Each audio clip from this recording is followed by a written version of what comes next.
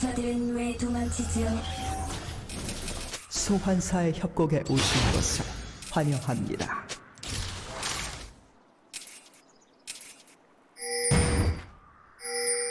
미니언 생성까지 30초 남았습니다.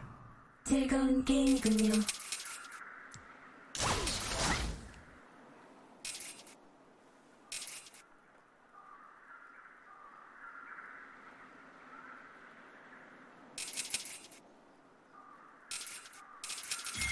가요.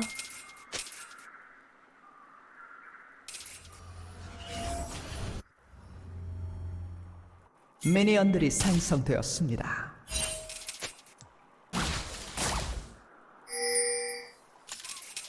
흥미가 동하는군요.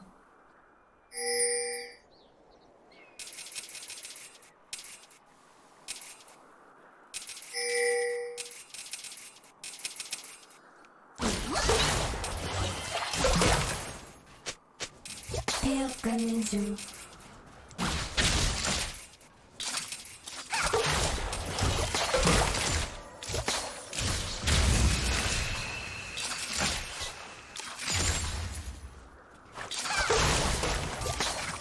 부드러운 소리가 들리네요.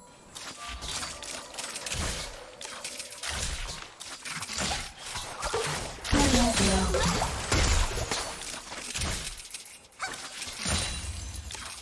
파괴하세요. 시간이 곧 지나가네요.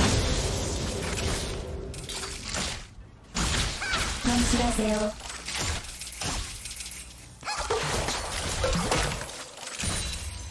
파괴하세요. 네, 흥분됩니다. 파괴하세요. I think one of the best ideas in a best of 5 series is to start the with your series. best foot forward. Well, not with. I mean, yes, obviously, but I think starting with a little bit more of a scaling focus with champions like the Oriana, the Aphelios, for example, so that the onus isn't on you to be proactive. Sure. Because when it is, all of this pressure, as well as going to come in and have a look for FAKER, but FAKER, of course, the king of being ganked early in the mid lane, knows exactly what's going on. Yeah, the reason I kind of interjected and said best foot forward is for me because I thought this comp, what we're seeing from both of these teams is so much stylistically what they like to play, right? You've got Morgan on a split pushing champion where he can actually initiate for his team. He's not on a big damage dealer, right? And I do really feel like if you're going to start a best of 5 like this, you know, you just play standard, you play to your strengths, and then you evolve as the series goes on. And my question going into the mid-game is C1 going to be able to generate a lot of the laning leads like they have been able to do against basically every other team? We've seen this Aphelios for Guma, Karna's Graves or Jace, whichever he is on at the time, be able to generate immense CM, obviously in mid. Not really within the realm of expectations considering the level of laner that Chovy is. And also, Atlas, I kind of heard, you know, that you didn't pay as much attention to play-ins. There's been best of 5s. In play-ins, have there not? I mean, yes, but not so far in since the group stage. There's a different scale here, Chronicler.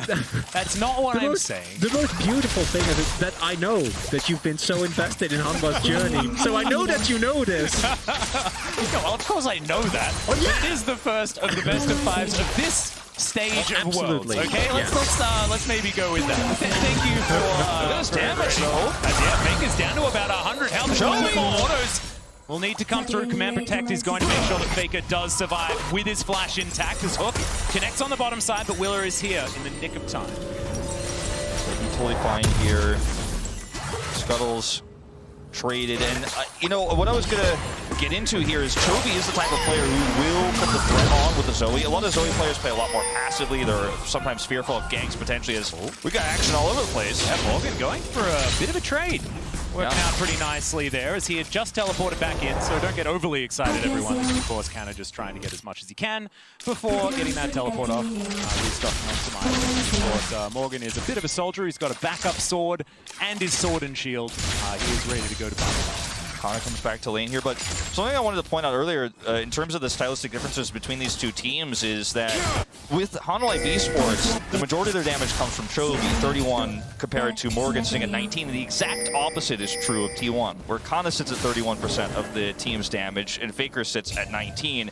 And I think that big difference is what's so interesting between these two teams is we're going to see in these drafts, Chovy needs to be on champions, I think, to find success versus T1, where he can carry and do damage. If you put him on a global champion against a team like T1 that's decision-making is so good and isn't going to falter on macro, and he isn't going to get Morgan fed and get depth ahead as easily as he would against some of the weaker teams, I think there will be a struggle here for HLE Esports. That's why I was mentioning the Victor. I like this Zoe pick quite a lot. And I think picks like Azir are going to continue to be bad. And what I'm really liking from T1, and Kana also should be very much in the know that Wheeler is here. Yeah, Morgan doesn't have a reset right now as Wind Becomes Lightning does connect. There's the ulti to come forward from Canner. He is going to be absolutely fine, and Ona not coming in for the assist doesn't give away his position. Yeah, really nice smoke screen there. But what we saw was that the reason why I was fairly certain that Connor was going to be fine is because Willow was double spotted. There were 2 wards in his jungle, and we saw that the moment that he appeared on those wards, Gumayushi and Carrier used that time to also go in very aggressively on that bot side and try and keep the shove in that lane. And that is something that I think T1 has done exceptionally, even domestically, is how much they force prio based on the knowledge that they have is Chovy. Yeah, Shockwave going to come through. There's the hook perfectly lined up as Chovy come through. There's the hook perfectly lined up as Chovy just didn't want to flash. Eventually he will, but they also have to invest the exhaust from Vista, so a lot of power taken away now from HLE Esports. Yeah, a bit of a risky position there for Chovy to be in, considering they didn't know where Carrier was. He loves to roam. One of the things that you're going to see from this guy on his Nautilus, obviously on his Thresh, every single time he plays it, you give him a chance to get out of lane, he's going to look for an opportunity. And he was standing just in range of that hook, and that's 2, you know, well, actually just 1, but the one big flash tool now is gone for Chovy. And you get 2 big things out of this. One is going to be this extra prio. Now you're grouped up, heading towards the top side of the map before this Herald spawns. Yeah, it's almost T1 time on the map right now, as we are approximately 40 seconds away from that Rift Herald spawning, and right now T1 are in a fantastic position to take that one away. Currently with a slight gold lead just from laning advantages that they've picked up for themselves as Carrier puts down a ward, gets the good news that Morgan has no idea what's going on. Willa comes on over, trying to scan things out, but Morgan's going to have to play very defensively here. We'll see whether he does actually blade search forward or look for some of this CS as Carrier now searching for the hook, finds the blade, but end of the line comes on in, and that is a very dead Aurelia and first blood to T1.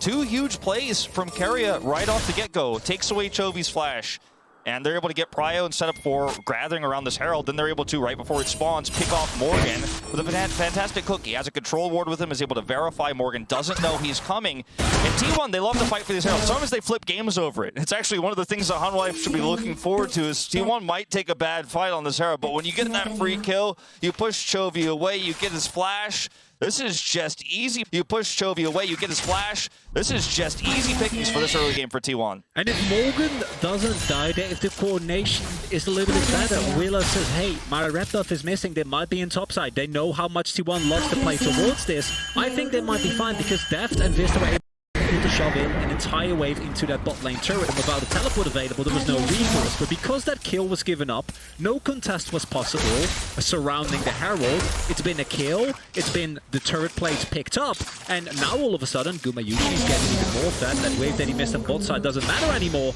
and T1 might be looking to just push further and further, which is their early game has been incredibly dominant.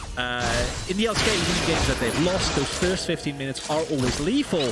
It's going to be so much harder for HLE to kind of skirmish their way back into this game. Picks with the bubble, or possibly with Brom and Xin Zhao finding an angle somewhere on the map. I mean, Xin Zhao as a champion, you know, obviously wants to get that big lead early on. Hold that thought. Cute little shockwave here from FAKER, just getting a fair bit of damage onto Chovy. Chovy should be able to trade back quite nicely though, as FAKER takes a nap. And he's going to take the worst of it. Chovy still wanting a little bit more here, finds himself a cleanse on the ground, but not going to help him out too much here.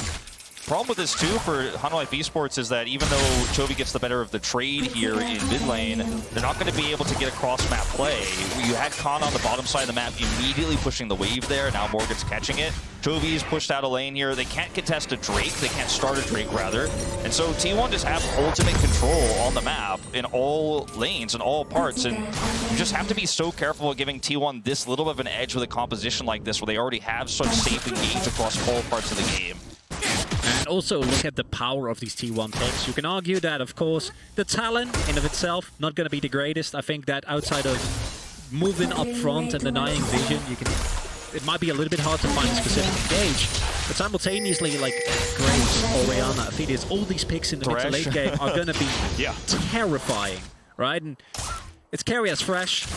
We've seen him have, I think, perhaps the most dominant support game that we've had the entire year in the LCK on the specific champion. I think it was one of the most impressive Thresh games that I've ever seen. And you, in my life. And I've been casting a lot of League of Legends. Yep.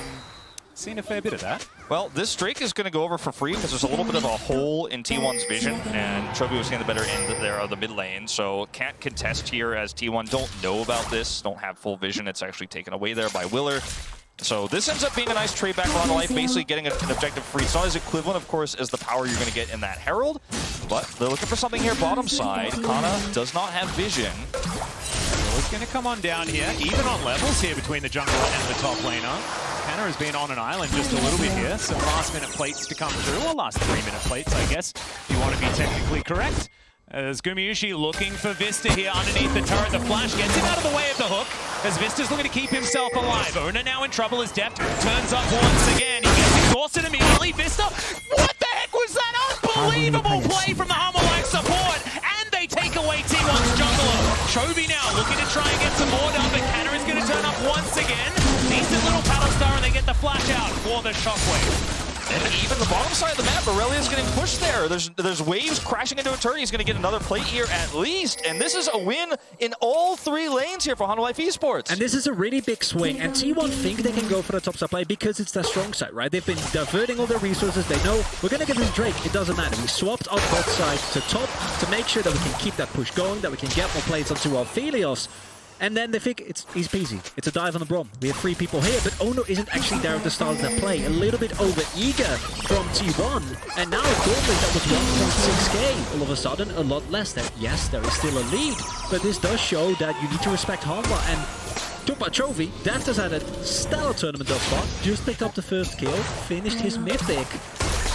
And it is looking hopeful, isn't it? oh yeah. Yeah, nice little drowsy there from Chovy. Picks himself up a floor, but Carrier is here at exactly time to make everything okay. And the amount of pressure that Chovy has put on FAKER this game has meant that he hasn't been able to make any teleport plays. And this is something that FAKER has found so much success with the Rise with, for example. We've seen him on TF, which is why we were calling for that ban in the draft. He ends up being with his team in those topside plays you were just talking about so often, but because so much pressure has been put on him, he hasn't been able to utilize that teleport utility only for lanes so far.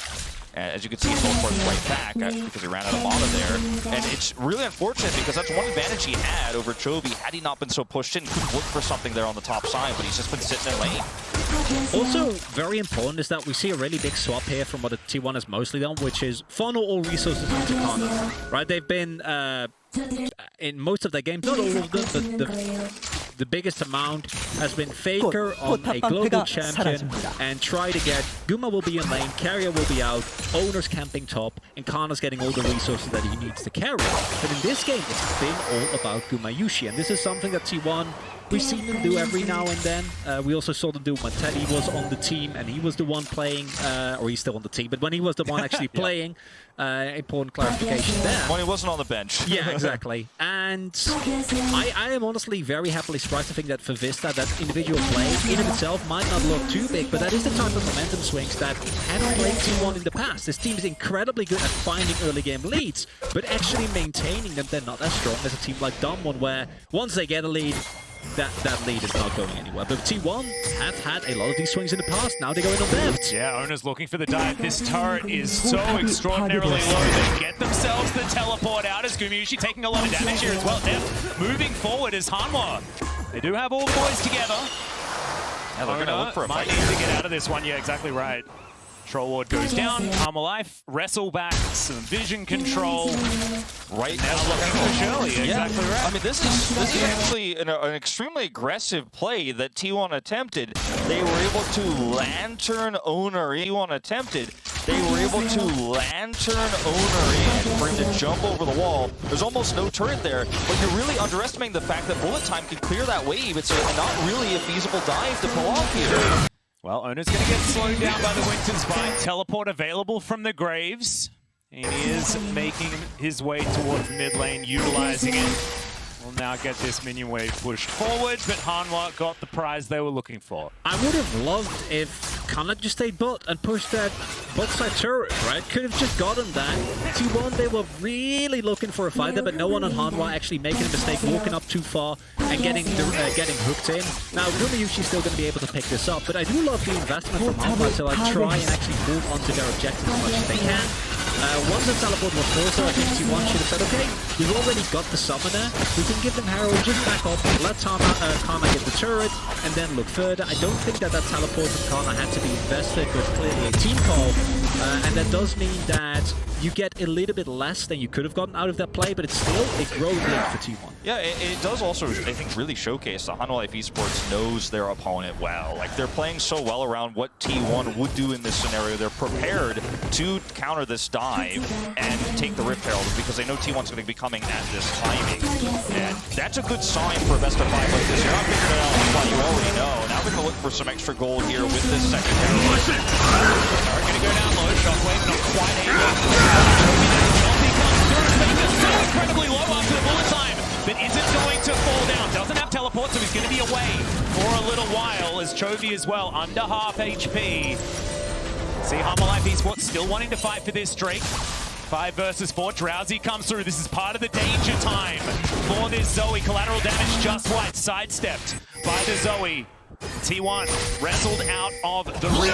There's the Moonlight Vigil to come down. Morgan could be in trouble here. Flashes the hook. Not quite long enough. Great double stun there from Morgan, but they are still going to be able to get pressure onto this turret. T1 wanting to grab that is now Vista looking to come around once again.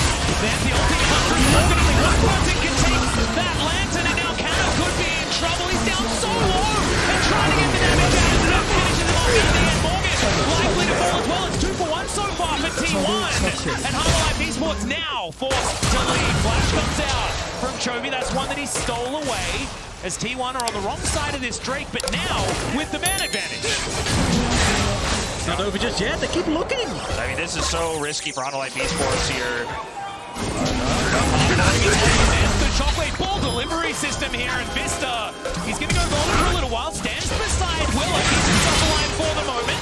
There's Owner, below half health, great hook to come through from Carrier, but there is another stopwatch from this team. Of course, Willa, no way out. Wasn't going to invest the flash, as it turns out, as another bubble lands, but I think the T1 have finally won the fight. What do you think, Jonathan? This is the most Chovy-like esports scenario that you could imagine, as he's sitting back with mostly full health on the Zoe, trying to hit these pot shots while everyone else is blocking it. They're coming back in. The steps have ultimate, no he doesn't. There's Owner could be in trouble here. It's actually going to be the Zoe that picks it up with a bubble through the wall. Ocean Soul is what the Rift is going to be made out of, and that's actually amazing for a Zoe, but also pretty good for not lying in wait to kill someone with all of these extra rushes. And if this skirmish shows us anything, I can't even call it a team fight because it felt like a 2v2, a 3v3, a 4v4 all happening at the same time if you look at how drawn out it is, right? Because both of these two teams going very hard. Kana is able to actually stay alive. One of the big powers of the Graves is how tanky, deceptively, he really is. And there's so many moments where you think it's over, but then it's not. It's not over. Yeah, it's still not over, actually. It's 2 levels behind. Willa's going to go in onto Faker here. Still, no, doesn't have the Crescent card available. I was about to say he did. Certainly did not. Faker is just going to get away. No one there to back him up just yet. And this is such a clear-cut sign of, even though I think in terms of macro, T1 is still the one making the better moves, right? They're earlier to the objective. I think the shot calling is a little bit crisper. But in terms of raw mechanics, HLE Life is showing right on the Still, Carrier locks down that kill. In the meantime, Canna takes the turret on the bottom side, and T1 are adding winning to their winning. I'm not on the I need to do it. I think Faker actually pulled Vista out of his stand behind Brom, so he didn't have the opportunity to jump back after he got in. Yeah, it definitely looked like that. And that's one of those things that you can do as Oriana. It's so strong against Xin Zhao and the Aurelia and, of course, the Braum in this very rare circumstance where you can actually pull it off. It's actually pulling people out of their games. That's definitely trouble. Yeah, kind of looking for the dive right underneath his turret. He had the shield bow, and he's absolutely fine. Just walks up and takes down the AD carry of HLE Esports. He's got plated steel caps. He's going to live through the damage that Misfortune can put off. And that extended trade, you're always going to win when you have the shield bow, even under turret. And he just can't get out of it. There's no mobility whatsoever for the Misfortune. A heroic play here from Kana, and T1 are completely in control of this game now. Really loving the Graves first pick. Really playing off them. Diving. As an AD carry, you know, another AD carry on the turret, no problem. 20 minutes into the game, and now we're starting to see the acceleration, and this is where I think the true test begins for Hunt. Like, you've been able to match up thus far, but now it's back-to-back trades that are slightly favorable for T1. And let's not forget, even though I think the goal lead in of itself is surmountable, if you look at the Hanwha comp, when playing from behind, champions like the Aurelia, like the Xin Zhao, are a very bad experience. Yeah, and this is the mid-game, right? This is exactly when HLE designed their composition to be strong. Now they have to try and work on a split push comp that is much more difficult to actually utilize. And using hashtag Verizon 5G all chat, Tom has messaged in to say, I don't have the same faith that Atlas does, but I love an underdog story. Anyone remember TPA? I think there might be a lot of people that don't, to be perfectly honest, because that was a great game. I certainly do, Tom. We all remember. Tom knows. Tom knows what's up. And, you know, going back to what you guys were kind of getting at here with this composition in terms of what this comp could do from behind, it really is going to be so based upon these engaged champions now for HLE Esports. The frontline needs to be done for Toby and Depth. It is kind of odd and ironic that Toby can also himself be the best initiation that HLE Esports has, because if he sleeps the right target, there is so much follow-up engaged, there's so much burst there. But if you can't pull that off, and you keep getting shut down every time you try to go in as the Xin Zhao, every time you go in as the Aurelia, and T1 catch you at every turn and shockwave you, then how do you team fight against this Aphelios that's always going to have more consistent damage than this Misfortune? The Graves, it's always going to have longer fight damage more than the Aurelia will. And I'm not entirely sure how is Hanwha, if you don't find a big break into the game within the next 5 to 10 minutes, you're going to be able to stand up to the late game. Look at Gubiyushi's items. He's already gotten the Lord Dominic's against the amount of health stacking that's going to be available. Hanwha's going to provide incredible value. Little bit anti-synergistic, you know, when you get the extra health, the shield from your shield bow, but against the amount of dive that's available from HLE is understandable. Also note how stalwart T1 have been defending their mid lane turret, knowing that not taking that, as I'm sure you would have pointed out, Wolf, had I not get that consistent impact, because I talked about the relative lack of engage for T1, right? You saw it a little bit in one of the earlier mid-game fights where they wanted to re-engage, but they were unable to, as they might go in here. FAKER looking for the shockwave, finds it on the ground there pretty comfortably. She comes through to keep it now alive, but it's not going to work for long enough. The Gordon is certainly working out quite nicely, but it change the fate of the Xin Zhao. Was looking to take care of that backline. They do back away though, just taking down the jungler just in time for this Ocean Drake to spawn. And this is where we have to start talking about that Zoe Turtle. We also have to start talking about the fact that with these lanes pushing here, and Kana has had so much pushing power this entire game for free, non-stop. You have no vision anymore. And if you don't have vision, Zoe is fighting blind, especially all these brushes on Ocean Rift.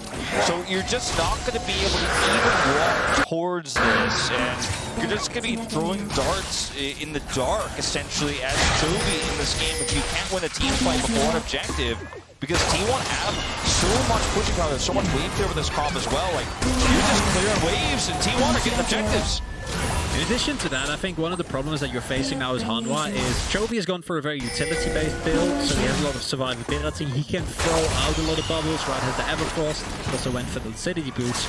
But when it comes to wall damage output, it is not going to be as good as some of the builds that, for example, see BDD go for, where you do find those consistent on-taps. In addition to that, I don't think anyone can really match Kana in the side lane, and when Aurelia can't reliably match up on the side, a lot of the value does get taken away. If he does use his Zonias, Will keeps himself up and now Will flash away, but Will is going to pay for his sins. The ulti comes down, and it is not going to save the Xin Zhao owner. Not done just yet, as Everfrost Frost looks to try and deny T1. For you don't have a jungler anymore. It's HLE Esports 100% you can take this. HLE push him straight into the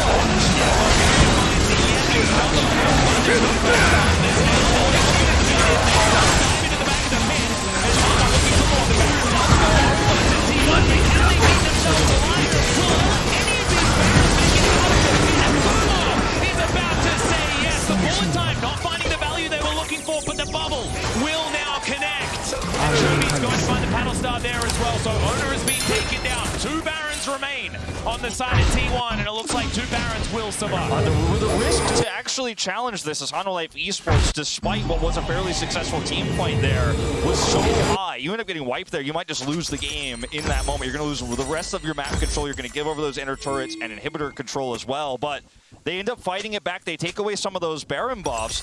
And it's really, as we look at this Axe replay here, all about the fact that they're able to pick Keria off alone. There's a little bit of a disconnect here between T1's front line, well, really Thresh, and the rest of the team. Because yes, they know they have this Baron, they need to guarantee it, but your opponent doesn't have a smite. You could have turned this together a lot earlier, and now you've just given the opportunity for Morgan to close the gap on your squishy backline. And I want to again highlight Vista, able to both hit the Winter's Bite on Faker to make sure that he dies, Aurelia diving into the backline, and then also getting the passive on top of Gumayushi, and it's only through that survivability that he has with the shield bow as well as with his red gun that he's able to stay alive throughout all that. The one downside, even though you pick up a couple of kills for Hanwha, is that I think at T1 you're still relatively happy. Kana still, but also look at who the people are that still at the top. Kana, you on the side lane, and then you have Ethereals, Guma, who's gonna be there anyway, and you can set up a 4-1 and still utilize the power of the Baron.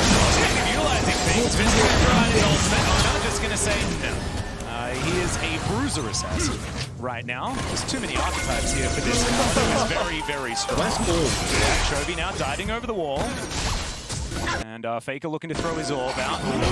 Very, very close to landing onto his former teammate there as Chobi. These portal jumps are dangerous, but he does need to try and utilize them as these turrets are just falling one after the other. Vista, no ultimate available, but he's still stepping forward, trying to deny this turret from T1, but it is not going to work. Rebel Baron power play ticking up to 2,000 gold. T1's lead doing the same thing. And you can 6,000 right now. You can notice too in some of these fights the point that Chronicler made earlier about Chobi's build here with the Everfrost. You can't be close enough to ever use that. You're gonna wish you had less survivability with that zone use and actually just more pure damage.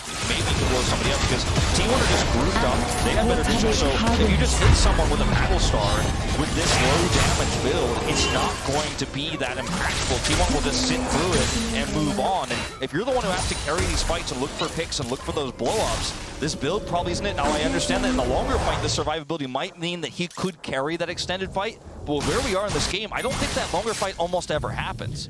Biggest issue here for Hanwha Life is the item that Gumayushi just finished. Because what you saw earlier, where Gumayushi, it's a long fight, and you're able to almost kill him. You don't quite get it, but at least you can walk out yourself. That walking out yourself, not happening anymore. The Infinity Edge's finished on this already incredibly fed Aphelios, meaning that as Hanwha Life, if you go in on Gumayushi now, either you 100 to 0 in, or he will 1v9 the entire fight and blow you off. And then the problem with that is, talk so much about Gumayushi, but Kana, very fed as well, for the CS lead, able to pick up a solo kill on Deft, able to pick up multiple turrets, and now soul point available for T1 if they pick up this Drake. Yeah, Bubble not going to quite find Kana there. Saw Chobi fishing for it. Hanwha with some okay vision, but T1 doing their homework. They've tidied all of it up around this area. Hanwha now trying to protect that one ward that they have. The orb sitting right in that brush. Kana gets on over. Remember, they can shockwave it into that. There it is, ready to go as Owner, taking down to half health. Hanwha still with a fair bit of fight left in them. Chobi looking for a bubble, doesn't quite find it. Trying to keep himself alive once again, flashes out. He is going to survive for for the moment, but T1 looking to try and race for this inhibitor turret in the mid lane, and they will have inside track to get themselves there. Look at the teleport top here from Kana too. He's going to go for this inhibitor turret. You've got two problems at once here as HLE Esports. Morgan just used his teleport to come into that fight so late. Then they had to flash out. Lulu's flashless. I mean, T1 are looking to actually start finishing this game shortly here. They're making any mistakes. Tunnel. Now Morgan trying to go in. Just a bit of a drive-by there, as Carrier's lands have just been amazing. I think the split lane in general has been, for both supports, has been impeccable this game. Also love the teleport from Chovy that might not have seen it, but he teleported on his own Nexus turret to get to the wave as soon as possible, especially with Spellbook. Not losing out too much, because if he hadn't done that, pretty sure the Kana at the very least would have gotten an inhibitor turret with the amount of damage he is available, possibly an inhibitor. And I think HLE, they're hanging in there valiantly, but again, and this has been the recurring theme ever since that early skirmish that took about a minute, and it was like at 3 different places, back to back to back. It's T1 that actually wins, right? They have the gold lead, they have sword point now. Once they get the ocean, sword's going to be even harder with the amount of sustain already available on this team. And I think your window as HLE has now closed. As HLE Esports, I think you have to group up on Baron. I mean, you have to group up faster than you can because you have to deal with those waves, but you have to fight for vision first here and foremost. And if you can catch somebody with a battle star, get a pick, that's how you start. I mean, that's not going to be too bad for HLE Esports. That's going to be on cooldown for a while here. But you have to fight for this vision 100%. And the fact that they have 2 teleports missing here is so problematic. You can't flank anymore. Yeah. Going to go in for something potentially.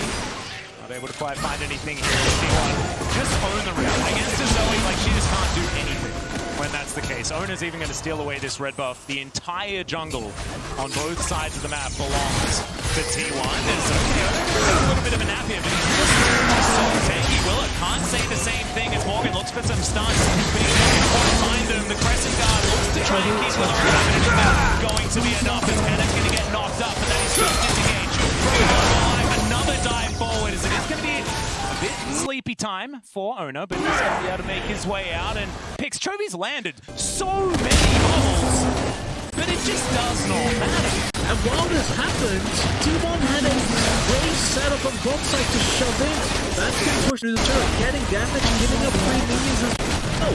I mean, this is a fight that T1 avoided by tossing ultimates into a choke point. Like the waves here do the work. There's no inhibitors down here, but they had push and top mid. Remember, Kana teleported earlier to shove that wave into the inhibitor turret, so T1 tossing a shockwave. Kana even ults onto the red buff. You push HLE Esports back. You have removed all the vision around the Baron pit, and T1 are like, yeah, I used 2 ults before this fight starts, but you can't teleport flank because I know Morgan's teleports down, Chovy's teleports down, so I don't even get to fight as HLE Esports. If you're HLE Esports, you don't get to flank, you don't get to come forward.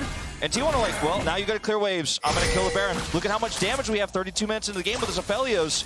There's no way you can contest. There's just absolutely no way. And T1, calm, slow and steady, going to win the race here, it looks like. Yeah, Willa able to get himself a Raptor, and that's good news. If HLE Esports right now, that's all we have to be talking about when it comes to the positives. No. Like, this is not a good thing, Chronicle. I'm not trying to say that things are okay, because that is the most okay that they have, is being able to get a Raptor camp.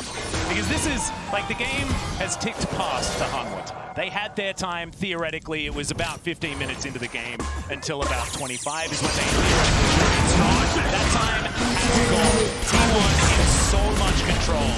As Hanwha trying to do their very best to defend damage. 2 inhibitors go down. 3 just out of nowhere from Wingo. As Willa, the only way that he can go is forward. He is in now. It has not changed. And